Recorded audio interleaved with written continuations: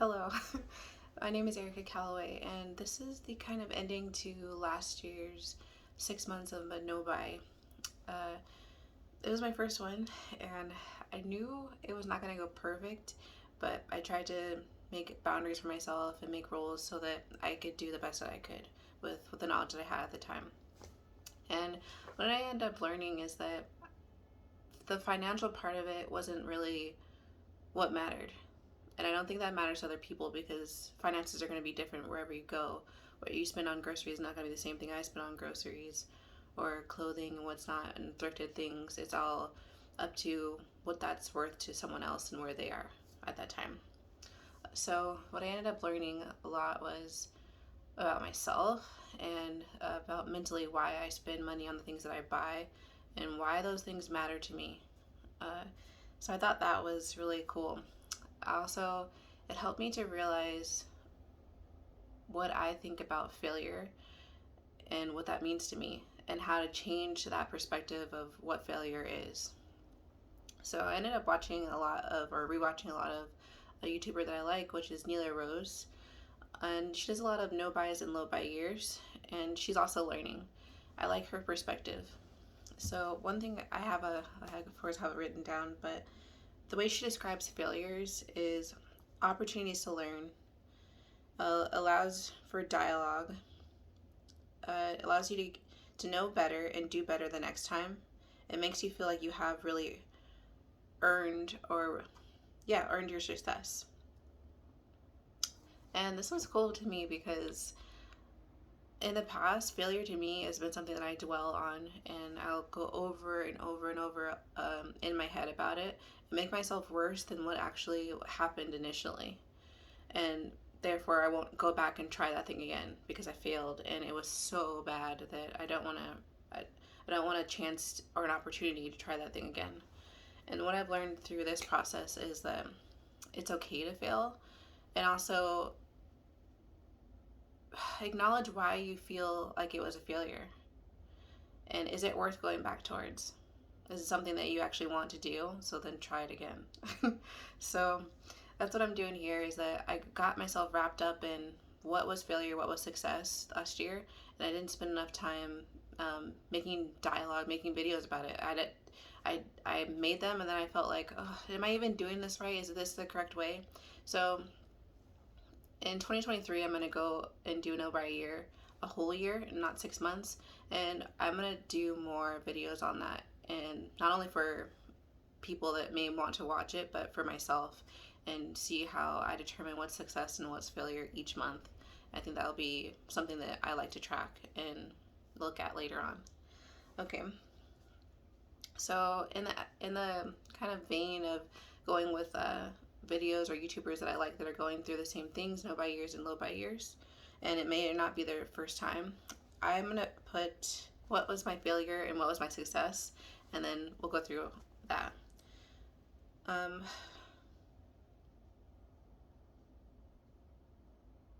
mm. So one of the things that I deem a failure is that I initially put 2 weeks on my want list, and then I would try to purchase the thing, see if I need that thing, and I would go through the categories of, um, is it a low waste product? Is it something that you'll actually use on a daily basis? Yada yada yada. And I initially thought that 2 weeks was long enough, but I think that I should wait longer. I think a month is actually a good time to wait for something, because you might change your mind, and you also what I learned is that I found things in the things I already had in my own environment that I could use for a different purpose. And that was just really cool to me that because I was waiting on that thing, I ended up finding something that I already had and I could use as a multi purpose item. Uh, so this is another thing. If you can't buy something that you want, you end up doing something else. It's the same thing of like for me as if I say, oh, I'm not gonna have any ice cream and I happen to be on my period or whatever, I'm gonna want that ice cream so bad that I'm gonna end up getting something else or overeating, and it's gonna be way worse than having one scoop of ice cream that I wanted. So I found that happening to myself where I was waiting for to get something, and then I would treat myself another way.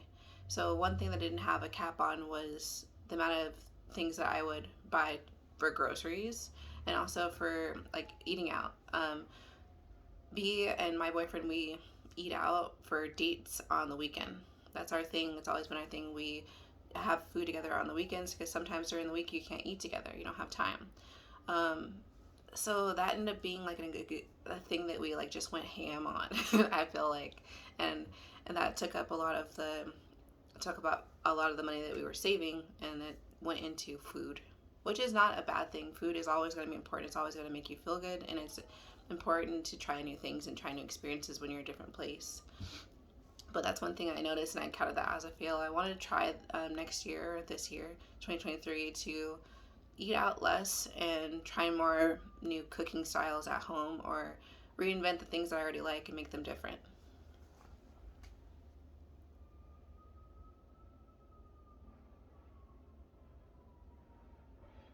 Okay. So another one of my failures was um, I bought I bought my dream wardrobe. In my opinion, for this time in my life, it is my dream wardrobe. Um, and I had gotten on Pinterest for years, and I have a whole thing of like, what's my dream wardrobe, what I'm going for, and some things are attainable and some things aren't for the lifestyle or means, or you can't really find them thrifted. It's hard. You have to wait, and it takes time and patience. But I felt like the one thing that I always found was skirts. Ugh, I bought so many maxi skirts, and it makes me upset in a way because um, it wasn't necessary to have. There's only 7 days in a week, right? So how many times are you gonna get the opportunity to wear that item? Not a lot. But the other thing that I noticed about it is that they're all a little bit different. That's cool. But also, what was even better is that they make me happy. And if they make you happy, you're going to wear that item a lot more than you think. And you're going to make it accessible to you in different parts of the seasons, so that you can wear the item. So I felt bad about it, but then I ended up not feeling as bad as I did afterward, because I found ways to wear them in the winter. Or I found ways to wear them in the fall that I had never thought about using items that way, or layering in different ways. So I thought it was cool, just to think back on those things, on those purchases. Um, okay, so in getting in my dream wardrobe, there are some things that just didn't fit after the first couple of months. I've been on a journey to lose weight, but also feel more comfortable in my body, and figuring out things that used to make you feel comfortable or confident don't make me feel as confident now.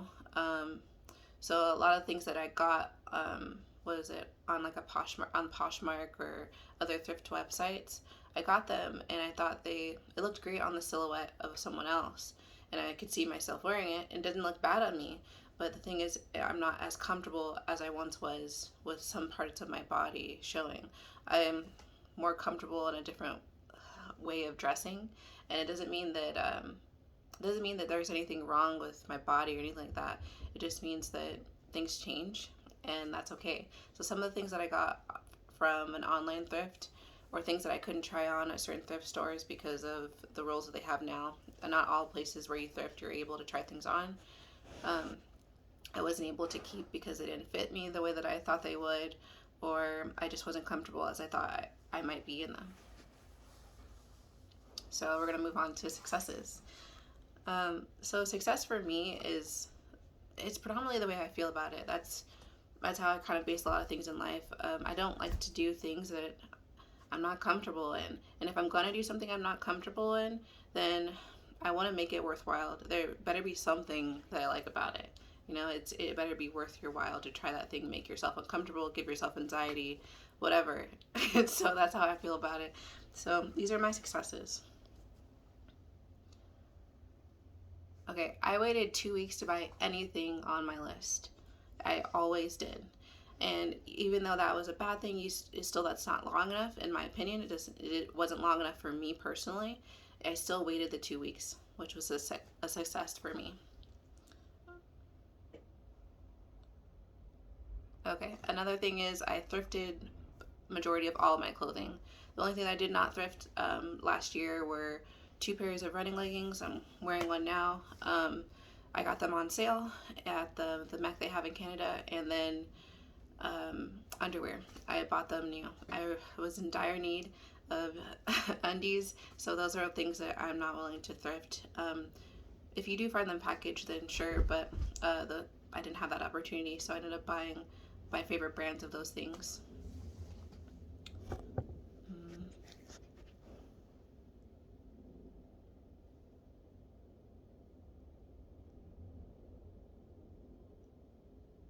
Oh, okay. One thing I noticed about myself was why why deals meant so much to me beforehand, and why I felt that I had to jump at the opportunity to purchase something that was on sale. Yes, I may have liked it or appreciated the item, but why did I have to own that item? And why was it even better that I bought that thing on sale? Learning, I felt like the low buy year and the no buy year, the half years that I did, 6 months, helped me get to know myself a little bit more and what type of consumer I am and why I am that way. And if I'd like to change it, I now know why I do it. So for me, deals are a big thing. I felt that beforehand that if it was on sale, that I was getting the best deal, but not noting that the more things you get on sale, the more items you have. And it felt claustrophobic, and it felt that I had too many options. Sometimes you just don't want to have too many options, you just want to get up, do your thing, and it be really quick process, a step-by-step thing that doesn't take you a long time to make choices and figure out what's comfortable on yourself that day. You should have, well, for me, I want clothing that's comfortable every day to wear, no matter if I'm bloated, I don't feel good, I'm sick, or I just don't feel like exposing parts of my body. I don't have to. It's personal to me and how I feel that day, and I feel that my clothing and the things that I have in my area around me should make me feel comfortable and not take too much of my time, if that makes sense. Um,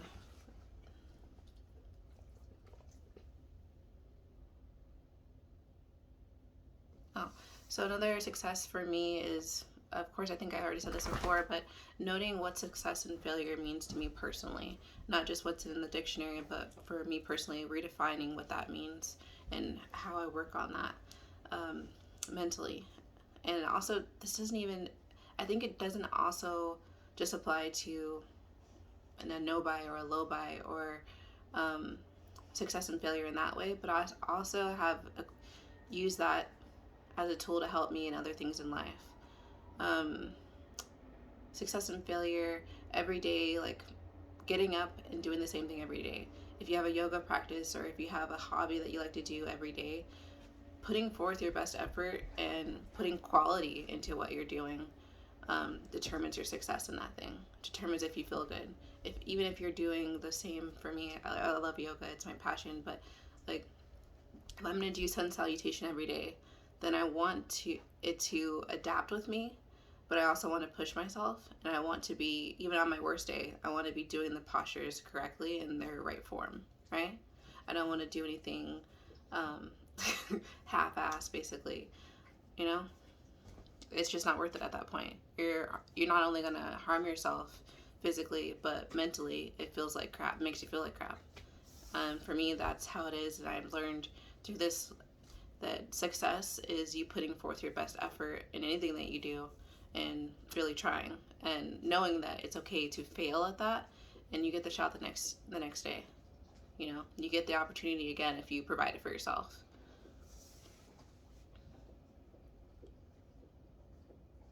Oh, another thing is a success for me. I really, really enjoyed wearing my clothing. I haven't felt this comfortable in my clothing and this confident in my clothing in a long time. And I really like to mix and match. And it's almost like the feeling that I had when I was growing up in middle school, where like it's okay to make mistakes when you go out. It's okay to mess up your makeup and try something new. It's okay to um, have a bad hair day and still go out and wear your hair down, not have to wear it in a bun. I just enjoyed being myself and showing myself in different ways.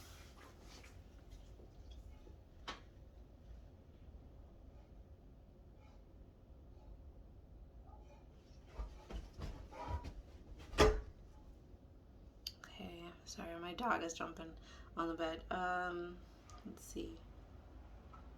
Oh, and there was also some questions that Neely Rosen had in her video, and it inspired me in this one.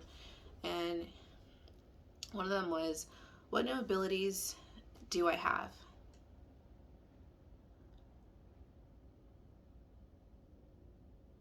Okay, so one new ability that it's surprising me, but also I found a lot of like I pride in, is I can go into my favorite store, which is mostly thrift stores, and I can put things in my cart, and then I can leave them all. I can leave them all in the store instead of going out and acquiring the things that I love. I can appreciate them and realize that like I have enough at home, or I have that same thing, or that's beautiful, but I don't need it.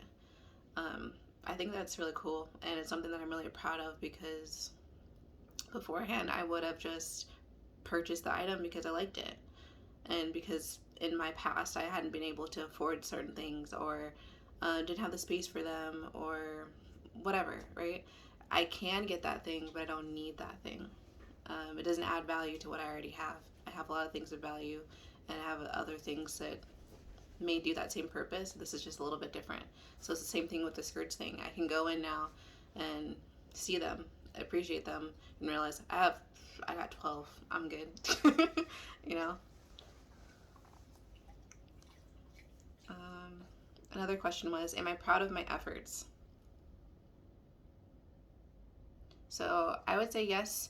I did my best last year with the knowledge that I had, and now that I have this knowledge of the no buy and the low buy half years, I'm excited for 2023. I'm doing a no buy year and seeing how I progress and learn more about myself and how that ends up helping me in other aspects of life.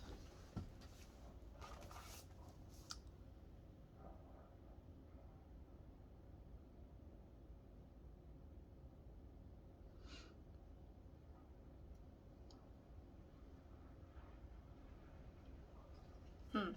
And I would say this is the last question. What did I change my mind about? Something I changed my mind about. This one I'm doing on the spot, but something I changed my mind about was, I guess, my dreams and my goals for the future. I think that I wasn't valuing myself enough to dream bigger, think higher of things that you could achieve. Just put so now this year I put things on my list that I in 2023 on my list that I may not achieve, and I don't feel bad about that. I feel like it's worth it to see what your dreams are and see when you do make them, you get to check that box, and that's more exciting to me. Uh, so that's how I differ, is that I'm reaching for bigger goals, and it doesn't, I hope it doesn't uh, upset me as much to fail at those things because I know that I could try again. So that's my half year no buy results. And I'm gonna do a follow up video on what my no buy year will be for 2023, and my goals and rules. And I hope to see you soon. Thank you.